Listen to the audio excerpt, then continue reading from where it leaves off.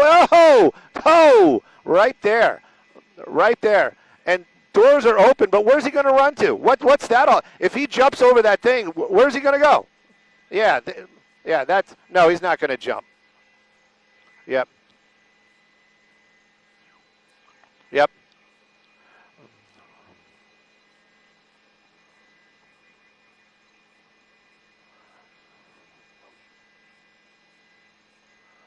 Oh, come on, dude. You can't. Where are you going to go? Where are you going to go? No, no.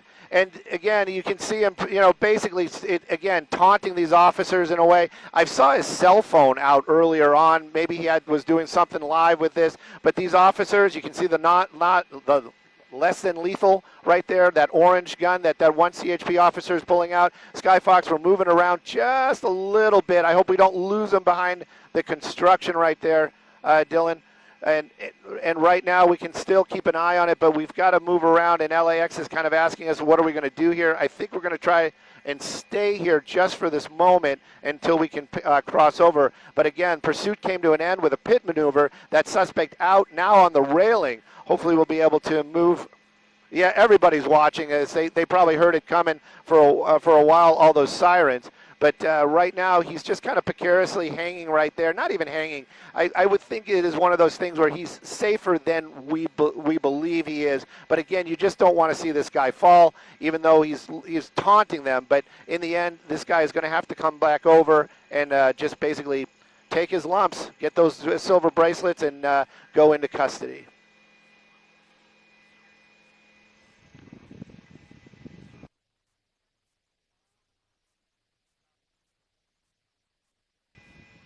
Yeah.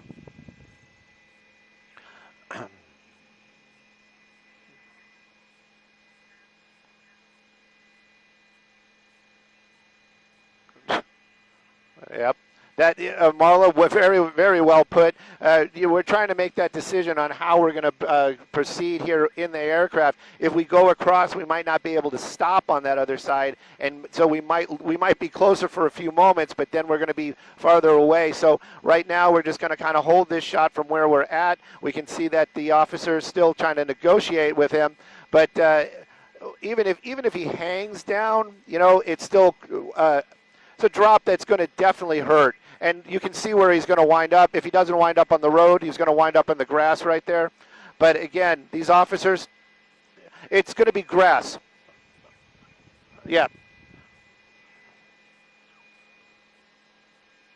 I couldn't tell you right now. That's one of those overpasses right there. It's definitely, I would venture to say he's going to hurt himself very badly, possibly broken bones. I would hope that it would not be an injury that would kill him. But again, we just don't want to see anybody hurt in this situation.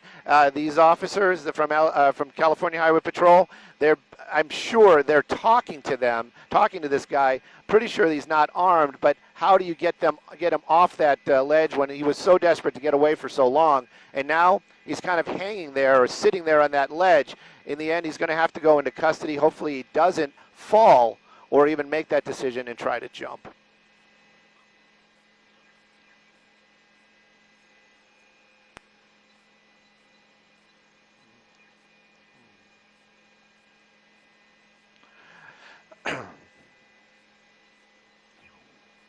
Right.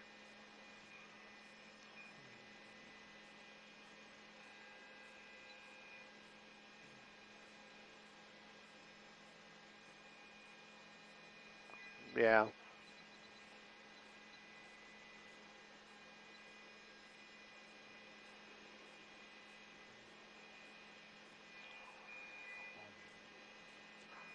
Right now I'm just kind of wondering what the conversation is. I'm sure those officers, even though they are maybe a little of hyped because of just pure adrenaline, they are human beings just like everybody else. After a long chase like that, and then that officer making that pit maneuver, and then that vehicle coming to an end. I'm sure they are also a little amped for the moment. There's this discussion, I'm sure, is, just it's not worth it. Don't do it. Just come back over here. Let's put the cuffs on you. It's just whatever it is, you're just going to go into custody, opposed to possibly seriously hurting yourself, creating some, or even worse. Right now, though, it's just more of a standoff type of situation. Like you said, the backdrop, you've got that LAX right there, the iconic LAX. It is right here in the LAX area, of course, and these officers, they've stopped all traffic. This might create some problems. I could imagine if I was in that backup needing to get on a flight like your husband was and now stopped and stuck there, that's going to create some problems for a lot of travelers. But right now the concern is for that suspect. He's sitting here on the ledge, they are talking, but right now this suspect not really moving.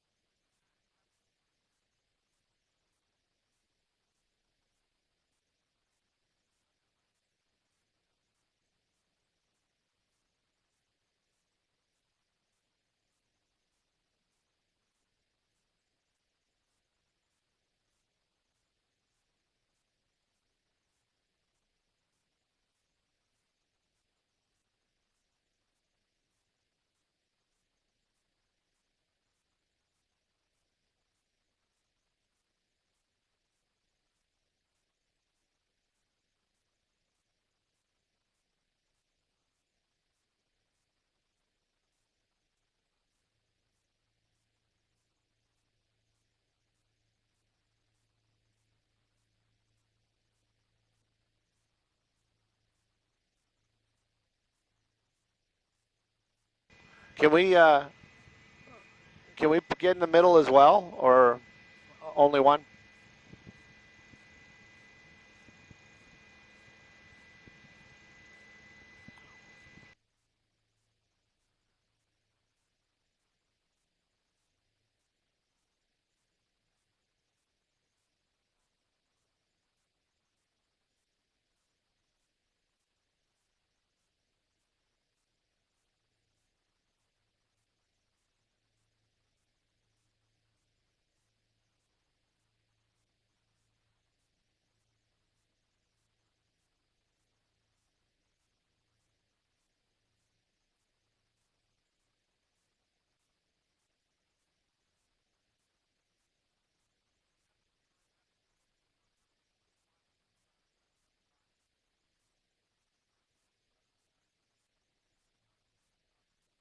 Sorry about that. No, I was sorry about that. I had our mic off because I was talking with the pilot, trying to figure out how we're going to get this a better shot for everybody. But right now, I can tell you can see it right there. The only thing that we've been hearing or seeing more than even hearing is is the body language. You can see that suspect moving his arms. He's talking again. So at least there is a dialogue, and that's the first start. That is the beginning of any kind of negotiation. Is a dialogue. So this suspect at least communicating with these California Highway Patrol officers. Again, none of them are going to make an aggressive move because there's no way they're going to get to him in time if he would decide to let go or let himself fall off the side of that. Again, you're saying about 50 to 60 feet. He would land in a grassy area. The roadway is actually a little bit closer to us on the screen. And as far as law enforcement, that's the thing. I've been kind of listening for that as well. And I'm wondering, we haven't seen any law enforcement make their way down there. I believe that's going to be Century Boulevard. So we haven't seen that. And that's kind of interesting because if he does decide to jump or fall or however you want to describe it, and he's not injured, he might be able to get up and make a run for it once again. Right now, California Highway Patrol, they're trying to negotiate. Skyfox, we're going to try to move it a little bit more so that we can see him a little clearer between those poles. But what to do? That is the big decision. This is the dynamic life of all first responders and law enforcement. Situations where excuse me, you have to improvise at every second most of the time. And right now, how do you get this guy into custody safely and then bring this thing to an end?